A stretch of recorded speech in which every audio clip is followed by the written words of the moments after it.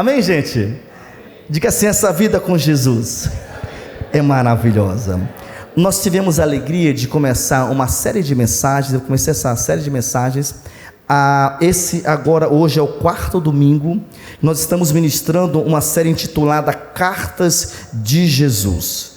E hoje eu quero falar sobre a quarta carta, que é o amor é evidenciado pelas obras. Diga assim: o amor é evidenciado pelas obras. Eu quero só fazer uma reprise rapidamente. Domingo passado eu falei sobre a terceira carta, que é a carta à igreja em Pérgamo. E veja comigo o primeiro slide, por favor. Em Pérgamo a gente viu que Cristo é descrito como aquele que tem a espada afiada de 2 gumes. Nós vimos que Cristo elogiou aquela igreja porque eles conservavam o nome de Jesus e eles não negavam a fé. Nós vimos também que Cristo corrigiu aquela igreja, e a repreensão foi porque aqueles irmãos estavam suscetíveis a um entendimento equivocado sobre o evangelho, sobre um falso ensino. E Jesus orientou João, que escreveu a carta, que para corrigir esse erro era preciso que aquela igreja se arrependesse. Nós vimos também que a consequência da desobediência é que, se eles não se arrependessem, o próprio Jesus falou que eles iriam, Deus ia lutar contra eles com uma espada da sua boca. Nós vimos também que para quem vencer, você sabe que toda carta, essas igrejas, ao final dessas cartas existe uma promessa. A promessa, a carta de Pérgamo, obrigado querido Mandinho, a promessa da carta de Pérgamo foi que aqueles irmãos iriam receber um maná escondido, aqueles irmãos iriam receber uma pedrinha branca, e naquela pedrinha branca um novo nome. Então essa é um resumo de maneira muito rápida que nós falamos no domingo passado. Vamos falar hoje sobre a carta à igreja de Tiatira. E é interessante que Deus é descrito como aquele que tem os olhos como chama de fogo e os pés semelhantes ao bronze polido. Cristo elogia essa igreja pelo fato que eles estão crescendo em amor. É evidenciado que esse amor pelas obras corretas e louváveis daqueles irmãos. E tem uma repreensão, e a repreensão é que faltava para aqueles irmãos discernimento. Eles estavam tolerando as heresias. Então amavam Jesus, no entanto estavam de alguma forma aceitando ensinos equivocados sobre a palavra de Deus. A solução é que eles tinham que conservar, isto é, guardar até o fim as boas obras de Cristo. Se não acontecesse isso, tinha uma consequência, é que cada um daqueles irmãos, eles iriam prestar contas a Deus de acordo com as suas obras. A promessa que a gente vai estar vendo hoje é que eles receberão a estrela da manhã e autoridade sobre as nações. Diga assim: Espírito Santo, eu estou aqui para ouvir a tua palavra, em nome de Jesus. Queridos, Tiatira, quando a gente estuda a história, não era uma cidade voltada para a política ou para a religião. O forte de Tiatira era a sua importância comercial. William Barclay disse que Tiatira era importante por causa da sua posição geográfica. Então, segundo ele, ela ficava no caminho onde passava o correio imperial. Então, estrategicamente falando, aquela cidade era muito bem localizada. Então isso dava vantagem para que Tiatira pudesse ser uma cidade próspera. Isso aqui é muito forte, porque a gente vê que o comércio fomentado em Tiatira era voltado para lã. A gente vê que lá era muito forte, produtos com couro, com bronze, com tintas, com alfaiates e também com púrpura. Para você ter uma noção, aquela discípula de Paulo chamada Lídia, lá de Atos, Lídia, possivelmente alguns historiadores entendem que ela comprava as púrpuras que ela revendia aqui em Tiatira. E quando a gente vai para o versículo 18, se você quiser anotar, você pode ver. Hoje eu termino o capítulo 2, então nós passamos 4 domingos com esses 3 anteriores de hoje, só expondo o capítulo 2 do Apocalipse. Vamos começar a partir do versículo 18, hoje, Apocalipse 2:18. João vai descrever Jesus como aquele que tem chamas de fogo e os pés semelhantes ao bronze polido. Isso aqui é muito forte, porque da mesma forma que João viu Jesus, teve essa visão, Ezequiel também teve essa visão. No capítulo 1, Ezequiel 1:27, diz que e que brilhava como se fosse o bronze no meio do fogo. Ele diz que todo ele brilhava com o mesmo clarão de fogo. João viu Cristo como realmente uma tocha de fogo, como bronze polido. Da mesma forma, Ezequiel viu Cristo como um clarão, um fogo muito grande. Eu quero falar para você do primeiro ponto da mensagem de hoje, uma igreja dinâmica, sob a apreciação de Jesus. Irmãos, é muito forte, porque Jesus se apresenta como aquele que conhece a igreja. Diga assim: Jesus me conhece. Isso aqui é tão forte, porque eu falei semana passada sobre a igreja de Pérgamo, e lá no versículo 9 do capítulo 2, ele vai dizer que ele conhece todas as tribulações dos irmãos de Pérgamo. Quando a gente vai para o versículo 13, ele fala o seguinte: olha, eu sei onde vocês estão inseridos. João diz: vocês estão inseridos no trono de Satanás. O que é isso? Vocês estão inseridos numa cidade onde se prega a magia, onde se prega a idolatria, as coisas erradas.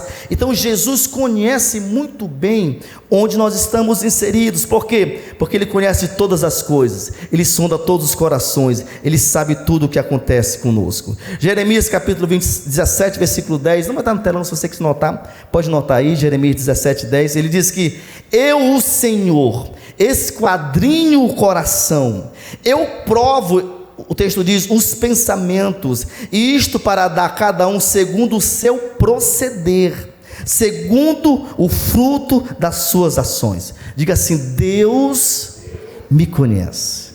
Queridos, talvez nenhum cônjuge conhece bem muito outro. Talvez um pai pense que conhece o filho e não conhece o filho. Mas Deus conhece. Ele fala que Ele esquadrinha os nossos pensamentos. Ele sabe o que você está pensando agora. Ele é um Deus que nos conhece.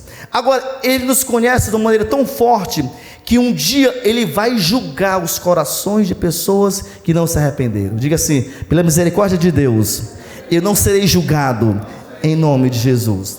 Agora, Jesus se apresenta também aqui como aquele que conhece e elogia as marcas positivas daquela igreja. Veja comigo o versículo 19, eu quero ler com você agora, Apocalipse 2:19, vamos estar lendo aqui na nova tradução, na linguagem de hoje. Veja no telão comigo, o texto vai dizer: eu sei o que vocês estão fazendo. Ele continua: sei que tem amor, são fiéis, trabalham e aguentam o sofrimento com paciência. Ele continua: eu sei que vocês estão fazendo mais agora do que no princípio. Então deixa eu falar algo para você. Primeiro, Deus sabe o que nós fazemos. Isso aqui é muito forte, porque sejam coisas boas ou ruins, Deus sabe. Quando eu vou para o livro de Provérbios capítulo 15, versículo 3, o texto vai dizer que Deus nos vê. Ele fala que Ele vê as coisas boas e ruins que nós fazemos. Ele fala que os olhos deles estão em todos os lugares, contemplando os maus e os bons. Então Deus nos vê. O texto fala aqui: eu sei o que vocês estão fazendo. Aquela igreja está fazendo coisas maravilhosas, era uma igreja fervorosa, era uma igreja que amava Jesus, era uma igreja forte, vibrante. João elogia as qualidades daquela igreja. Ele vai continuar dizendo que vocês têm amor por Jesus. É interessante que o contrário da igreja em Éfeso, o capítulo 2, a primeira mensagem que eu preguei há 4 domingos atrás, no capítulo 2, versículo 4, Jesus vai falar o seguinte: olha, Éfeso, vocês perderam o primeiro amor. Aqui Jesus fala para Tiatira: eu sei que vocês têm amor. Diga assim: eu te amo, Jesus. Diga assim: eu te amo, Jesus. Olha só, eu sei que vocês têm amor. Agora, a terceira qualidade dessa igreja, o texto vai dizer, versículo 19: vocês são fiéis. Fiel. Deixa eu pensar com você aqui agora. Qual é o seu nível de fidelidade com Jesus? Sempre os cultos têm que me levar para essa reflexão. Qual é o meu nível de compromisso com Jesus? Eu sei que vocês são fiéis. Outra qualidade dessa igreja, ele fala, trabalham, diga assim, trabalham. Eu quero nessa noite salientar por amostragem o trabalho de alguns irmãos dessa igreja. Eu quero, Felipe, fique em pé, por favor. Felipe, fique em pé também aqui o Diego. Fique em pé o Fábio ali, Fábio, fique em pé, por favor, Fábio. Vamos receber com palmas esses irmãos. Podeis sentar, é só uma amostragem. Eles estiveram comigo na segunda-feira mudando as coisas para cá. Viemos na quinta-feira para cá, passamos boa parte da final da manhã, boa parte da tarde até a noite. Chegaram aqui hoje, que horas? Você que chegou aqui, que horas hoje? 2h20 estava aqui, porque, gente, isso aqui, diga assim comigo, é trabalho. Porque uma igreja que é apaixonada por Jesus, ela trabalha. Então, olha só, João vai salientar, frisar que aquela igreja trabalhava. Ele vai continuar dizendo que aqueles irmãos aguentavam com paciência o sofrimento. Gente, querendo ou não, sofrimento faz parte da vida do ser humano. Para mim, até tomar uma vacina, meu Jesus, eu fico lá, eu sou forte. Aí vai lá, eu olho, eu sou forte. É uma luta, porque para mim vacina é sofrimento. Então o sofrer faz parte da vida. Por exemplo, quando você diz para o seu filho pequeno, não faça isso, que ele é contrariado, ele fica zangado, é um sofrimento emocional para ele. Então observe, mas aqueles irmãos, eles não só aguentavam o sofrimento, eles eram pacientes diante desse sofrimento. Diga assim, eu sou paciente diante dos sofrimentos. Mas vai ter a última virtude elencada por João aqui, essa igreja. Ele diz que eu sei que vocês estão fazendo mais agora do que no princípio. Sabe o que acontece? Deixa eu abrir um parênteses aqui. Quando alguém é contratado para trabalhar numa empresa, geralmente o período de 3 meses de experiência, a pessoa tem a tendência, quando ela não tem caráter, de dar o melhor dela. Dá o melhor. Depois que ela vê que ela foi efetivada, eu vou fazer o que agora? Vou chegar atrasado, né? Vou faltar, vou colocar atestado. Começa a fazer várias coisas erradas, porque já está há algum tempo na casa. Esses irmãos aqui, cada vez que passava, melhoravam mais. Cada vez que passava, eles eram mais proeminentes, mais educados, mais espirituais, eram melhores. Diga assim, cada vez que passa, eu me tornarei uma pessoa melhor. Aplauda bem forte ao Senhor em nome de Jesus. O segundo ponto, veja no telão, Cristo apresenta os erros da igreja. Versículo 19, ele vai tecer os elogios, mas ele vai mostrar agora que aqueles irmãos precisavam ser corrigidos em algumas áreas. Vamos ler o versículo 20 agora, no telão. Porém tenho contra vocês uma coisa, é que toleram Jezabel, aquela mulher que diz que é profetisa. Ela leva os meus servos para o mau caminho, ensinando-os a cometer imoralidade sexual e comer alimentos que foram oferecidos aos ídolos. Para você entender um pouquinho, se você for ler 1 Reis capítulo 16, você vai ver a história que Jezabel, ela casa com o rei Acabe. Quem era Acabe? O rei de Israel. E esta mulher, ela viveu 850 anos antes de Cristo. E essa mulher, quando ela casa, ela começa a exercer uma influência muito forte sobre Acabe. E obviamente sobre Israel. Ao ponto de que ela montou cultos a Baal. Ela sustentava 450 profetas. Você conhece a história que Elias, o profeta de Deus, ele desafiou aqueles profetas falsos. Elias matou aqueles profetas falsos, e agora essa mulher ameaça Elias, e agora Elias é perseguido, Elias foge, Elias tem sintomas, alguns psicólogos já me falaram, que tem sintomas de como se fosse de depressão, e agora essa mulher aflige, ela é tão terrível, a Bíblia relata em 1 Reis capítulo 21, que o seu marido, o rei de Israel, queria comprar uma terra, para um rapaz chamado Nabote. Então ele fala para Nabote, olha, eu quero comprar o seu campo. O que Nabote fala? Não vou vender não. O que Jezabel fala? deixa comigo. Chama pessoas, manda assassinar o rapaz, depois fala para o rei, pode comprar terra, viu? Ele já não existe mais. Olha só que mulher terrível. Então, o profeta João, o apóstolo, ele entende que o povo estava diante de uma Jezabel, não aquela de 850 anos antes desse episódio aqui, mas uma Jezabel nova. Veja no telão que essa Jezabel fala de quê? De um espírito. Diga assim, Jezabel fala de um espírito na igreja, que é espírito voltado para quê? Para imoralidade sexual e também para o culto a ídolos. Se você perceber, esse aqui também era o mesmo problema da igreja de Pérgamo. Ídolos, idolatrias e imoralidade também permeia agora a igreja em Tiatira. Essa segunda Jezabel, ela pregava que os servos de Deus não tinham que estar preocupados com o pecado. Essa filosofia pregava de que eles poderiam ser tolerantes com o pecado, podiam ser livres para fazer o que quiserem. Então isso foi um erro muito grande. Jesus demonstra, a gente vê muito claro, o zelo pela sua igreja, quando ele denuncia aquela falsa doutrina, e ele realmente denuncia a falsa moralidade daquela igreja. Então, só para você entender, essa Jezabel que João fala aqui, não é a Jezabel lá do primeiro Reis, é uma filosofia errônea de que? De culto a ídolos, de imoralidade, de coisas que não tem a ver com a palavra de Deus. Por exemplo, eles ensinavam que os irmãos de Tiatira não poderiam cometer o suicídio comercial. O que é isso? Olha, vocês têm que fazer parte dos sindicatos. Então lá tinham coisas erradas, lá tinham furtos, lá tinham não pagavam impostos, lá tinham coisas erradas, e lá tinha festas a ídolos. Então tinha que participar, porque se você ficar fora dessas festas, você fica fora mercadologicamente falando. Então eles misturaram muita coisa. Veja no telão comigo que a doutrina de Jezabel ensinava que os crentes deveriam defender seus interesses materiais a todo custo. Observe que aqui eles não aceitariam prejuízos. Eles tinham que entender que era pior ter prejuízo do que pecar. Olha só a inversão de valores. Eu posso pecar, mas não posso ter prejuízo.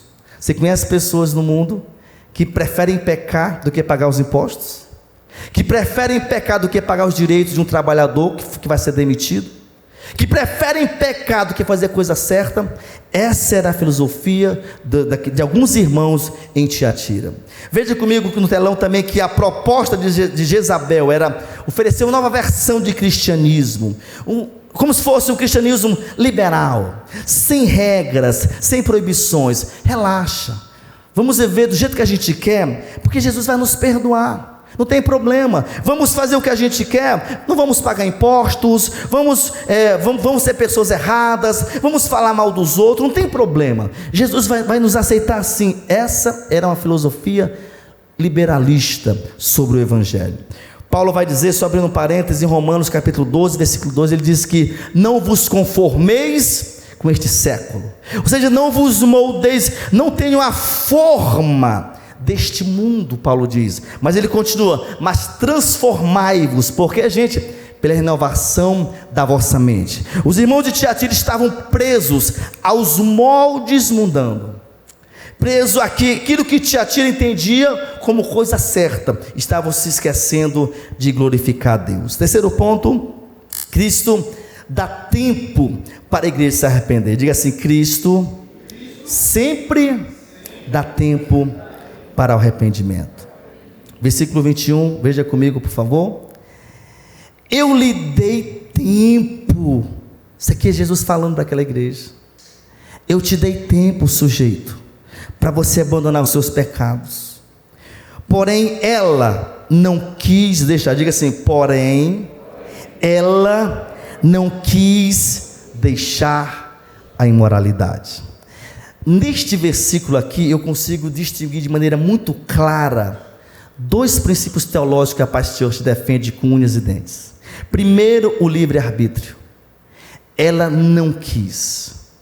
Jesus fala o seguinte, olha, se ela não quis, ela poderia decidir querer. Outro ponto também que eu defendo nesse versículo aqui, é que esses irmãos, alguns deles resistiram ao ensinamento de Jesus.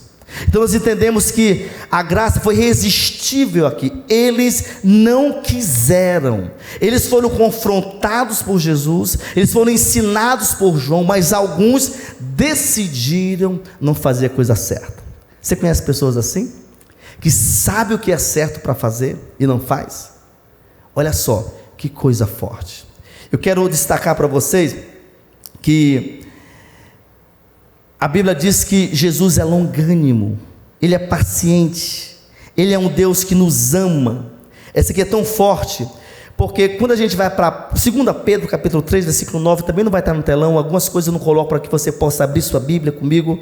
2 Pedro 3, 9, o texto vai dizer que não retarda o Senhor a sua promessa, como alguns a julgam demorada. Alguns falam o seguinte: Jesus está custando voltar.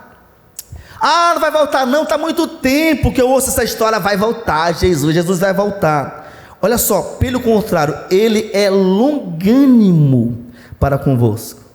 Pedro vai dizer que Ele não quer que nenhum pereça. Diga assim: nenhum pereça. Ele vai dizer que senão que todos cheguem ao arrependimento. Deus sempre nos dá tempo para a gente se arrepender.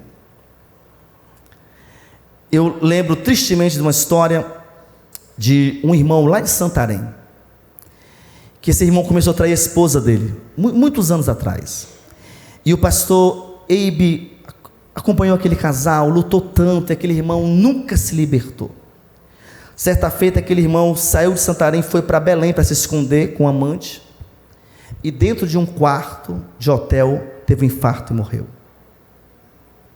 Pensa para um pastor, lutou tanto, chorou tanto, lutou tanto, mas o sujeito não quis se arrepender. Irmãos, pensa comigo, João tendo essa visão, vendo aquela igreja: se arrependa, volta, se arrependa. Então isso aqui é algo muito forte. Veja comigo, por favor, ponto 4, que Cristo disciplina a igreja pela dureza do coração.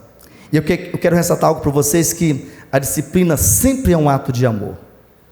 Toda vez que eu disciplino meu filho Enzo, e essa disciplina acontece de várias formas, não é porque eu odeio o Enzo, não é porque o Enzo eu quero mal para ele, não, é porque eu o amo tanto, que eu não permitirei que aquele sujeitinho faça o que quer da vida. Então a disciplina sempre é um ato de amor. É muito forte porque o leito da prostituição se tornou o leito da doença terminal. Veja comigo os versículos 22 e 23, está no telão aí agora, estamos em Apocalipse capítulo 2, o texto vai dizer: portanto, eu a jogarei numa cama, onde ela quem é a igreja, e os seus com ela cometeram adultério, aqui é adultério espiritual, ok? Cristo, a igreja, é adultério espiritual, sofrerão horrivelmente. Farei isso agora, a não ser que eles, o que, gente? Se arrependam das coisas más que fizeram junto com ela. Matarei os seus seguidores dela. Seguidores de quem, gente? Da doutrina, grifo meu aqui, ok? Da doutrina de Jezabel, ok? E então todas as igrejas, e aqui eu quero faço ressalto que inclusive a pastor de João Pessoa saberá que eu sou aquele que conhece os pensamentos e os desejos de todos. Diga assim comigo: eu pagarei a cada um de vocês de acordo com o que tiver feito. Isso aqui é algo muito forte. Gente, esse texto, toda essa série de mensagens, a Bíblia, ela é atemporal.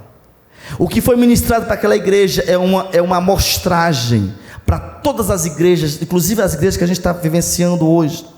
E olha só, o texto é muito forte porque todos os seguidores da filosofia de Jezabel, ou seja, do adultério espiritual, de ir contra a palavra de Deus, todos os seguidores, eles vão ser castigados com uma doença.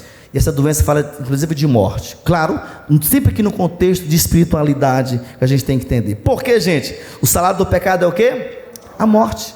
Paulo falou em Romanos capítulo 6, versículo 23, ele fala o seguinte: porque o salário do pecado é a morte, mas o dom gratuito de Deus é a vida eterna em Cristo Jesus, nosso Senhor. Então o pecado me leva à morte. Isso aqui é muito forte, porque o pecado ele parece ser doce ao paladar, mas ele amarga o estômago. O pecado, gente, é uma fraude. Ele oferece prazer, mas traz desgosto. Satanás, ele é estelionatário, ele promete vida para a pessoa, mas ele paga com a morte. Quantos de nós, pessoas no passado aí, na história, durante esses 21 séculos de igreja, quantas pessoas já morreram, estão hoje separadas eternamente de Deus, porque o pecado os enganou. Então isso aqui é algo muito forte. Veja o ponto 5 comigo. Cristo encoraja a sermos fiéis a despeito da apostasia de alguns. Vamos para o versículo 24 e 25. Porém, aí em Tiatira, o resto de vocês não seguiu esse mau ensinamento. Observe, graças a Deus, que nem todo mundo que estava na igreja de Tiatira eram pessoas erradas. Amém ou não, gente? Então, olha só, alguns não seguiam aqueles ensinamentos. Vocês não aprenderam o que alguns chamam de os segredos profundos de Satanás. Olha só, afirmo que não porei mais nenhuma carga sobre vocês. Esse versículo é muito forte agora. Mas até que eu venha. Quem está esperando a vinda de Jesus aqui? Diga assim: Maranata, vem Jesus. Olha só, até que eu venha, guardem bem aquilo que vocês têm. Eu quero destacar que é possível a gente manter firme na doutrina, mesmo quando alguns se desviam. É possível você estar na sua casa sozinho, você é um cristão evangélico. Ninguém é. Isso é possível, porque alguns sempre estão em algumas instituições, estão buscando a Deus, outros não. É possível. Isso aqui é muito forte, porque é possível manter uma conduta pura diante de Deus, mesmo quando alguns decidem corromper-se. É possível eu me santificar mais e mais. Aliás, Hebreus 12, versículo 14 vai dizer que sem santificação ninguém verá Deus. Então isso aqui é algo muito forte. E meus irmãos, como igreja, nós precisamos aguardar com muito carinho a segunda vinda de Cristo. Esse guardar, porque como é que eu consigo guardar? O que é guardar? Eu obedecer o manual nosso como cristão. Sabe qual é o nosso manual? Olha para quem está do seu lado, diga assim: sabe qual é o nosso manual? Diga assim: é a Bíblia. Então olha só, guarde muito bem, quer dizer, siga a Bíblia, obedeça a Bíblia. É isso que o texto nos ensina. E se guardar muito bem, fala que nós temos que guardar o nosso coração. Eu gosto do que o salmista fala em Salmo 119, versículo 11. Ele diz que guarda o meu coração a tua palavra, para não pecar contra ti. O salmista entendia que para não pecar contra Deus, ele precisava o quê? Obedecer a santa palavra de Deus, obedecer os mandamentos de Deus. Isso é o quê? É guardar o coração. Quem está guardando o coração aqui, amém? Em nome de Jesus. Para a gente terminar, eu quero falar sobre recompensas para aqueles que permanecem fiéis até o fim. Gente, o vencedor é aquele que guarda até o fim os ensinamentos de Cristo. Aliás, perseverança sempre foi, sempre será exatamente a marca dos santos. Então eu quero destacar para vocês agora 3 prêmios para quem é fiel até o fim. Primeiro, essa pessoa receberá autoridade. Veja comigo o versículo 26, também não vai estar no telão. Você vai para a sua Bíblia agora, versículo 26. O texto vai dizer que: ao vencedor que guardar até o fim as minhas obras. Jesus está dizendo: eu darei, diga assim, autoridade sobre as nações. Irmão, isso aqui é tão forte, porque Jesus, em Mateus 28, versículo 18, o texto vai dizer no telão, Jesus aproximando-se, falou-lhe dizendo: toda autoridade me foi dada onde? Nos céus e na terra. Jesus recebeu a autoridade de quem? De Deus. E ele fala o seguinte: então ele recebeu essa autoridade, e agora nós, vencedores, nós receberemos essa autoridade para governar as nações. Isso aqui é muito forte. E quando ele recebe em Marcos, ele vai repassar essa autoridade para nós. Marcos capítulo 16, versículos 17 e 18, o texto vai dizer: estes sinais hão de acompanhar Aqueles que creem. Quantos creem no nome de Jesus aí? Em meu nome expelirão o quê? Demônios. Diga assim: falarão novas línguas, pegarão em serpente, e se alguma coisa mortífera beberem, não lhes fará o quê? Mal. Autoridade aqui, olha. E se impuserem as mãos sobre os enfermos, eles ficarão o quê, gente? Curados. Então o vencedor, ele tem autoridade dada por Deus. Diga assim: obrigado, Jesus, porque eu sou vencedor. Diga assim: obrigado, Jesus, porque eu tenho autoridade dada por ti. A segunda bênção para quem é vencedor até o final, essa pessoa, ele vai governar. Versículo 27, vai estar também no telão, vai para a sua Bíblia. Ele vai dizer que: e com cetro de ferro as regerá, e as reduzirá a pedaços, como se fosse o que, gente? Objeto de barro. Olha só, quem for até o fim vai governar. Isso aqui é muito forte, porque o salmista vai dizer no Salmo 2, versículo 8: pede-me e eu te darei o que? As nações por herança, e as extremidades da terra por tua possessão. Versículo 9, ele vai dizer: com vara de ferro as regerás, e as despedaçarás como um vaso de oleiro. Diga assim: eu recebo unção para governar. Então, terceiro ponto, terceira qualidade, terceira bênção para quem é fiel até o fim. Diga assim: o vencedor terá a estrela da manhã. Versículo 28, ele vai dizer que: assim como eu recebi de meu Pai, dar-lhe-ei ainda o que, gente? Diga assim: dar-lhe-ei a estrela da manhã. Isso aqui é muito forte. A pergunta é: quem é a estrela da manhã? O próprio João vai responder no capítulo 22, versículo 16. João vai dizer, veja no telão: eu, Jesus, enviei o meu anjo para vos testificar estas coisas às igrejas. Irmãos, quem está falando isso aqui para você não sei, mas Jesus está falando. Ele fala o seguinte: eu sou a raiz, a geração de Davi. Diga assim comigo: a brilhante estrela da manhã. Então, quando o texto fala que você vai receber a estrela da manhã, você vai receber uma porção maior de Jesus. Diga assim: eu recebo nessa noite mais de Jesus. Diga assim: eu recebo nessa noite mais do Espírito Santo. Isso aqui é muito forte. Agora, como é que eu recebo isso, gente? Quando eu persevero até o fim. Amém, queridos? Eu quero terminar falando para você, versículo 29. Ele diz que, o último versículo do capítulo 2, 4 domingos para a gente finalizar esse capítulo.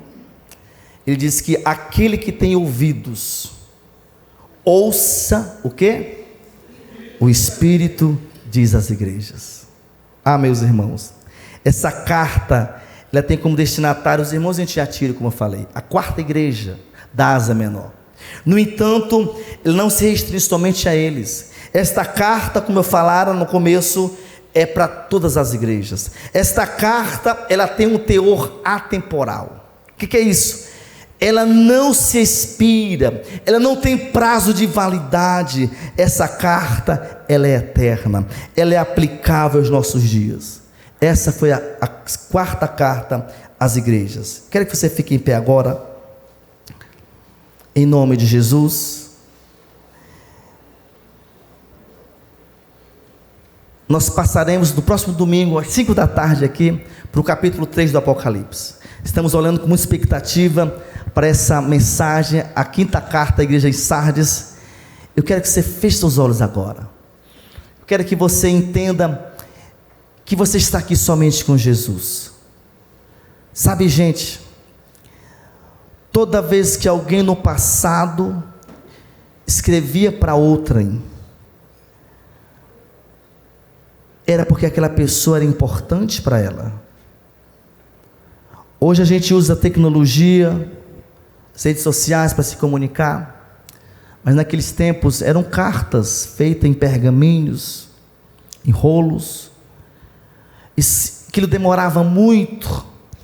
Toda vez que alguém escrevia para outrem, era porque aquela pessoa queria dar notícias, aquela pessoa se importava com o outro. Sabe, Jesus nos escreveu 7 cartas maravilhosas. Nós expusemos hoje a quarta carta. Eu quero que você entenda as virtudes. Eu quero que você ore para que você possa ter as virtudes pautadas no versículo 19. Fiéis, trabalhadores, amam a Jesus, dedicados na obra, estavam cada vez se tornando pessoas melhores. Qual é o seu nível de espiritualidade nessa noite? Você é o mesmo crente quando aceitou Jesus? Ou você está pior hoje? Esses irmãos, cada dia eles ficavam mais apaixonados por Jesus. Jesus escreveu para você nessa noite, porque você é importante para Ele. Nós te amamos, Jesus. Talvez nessa carta, algumas observações sobre o que precisava mudar os irmãos de Tiatira, talvez são as mesmas mudanças que você precisa. Jesus te conhece. Nunca um pregador deve ter audácia, o intento de talvez acusar ninguém. Nós não conhecemos ninguém. Quando nós pregamos para você, primeiro nós somos confrontados pela Bíblia sobre os nossos próprios erros. Mas sempre é importante você refletir sobre isso, para que você possa tornar-se uma pessoa como os irmãos em Tiatira, cada vez melhor, em nome de Jesus.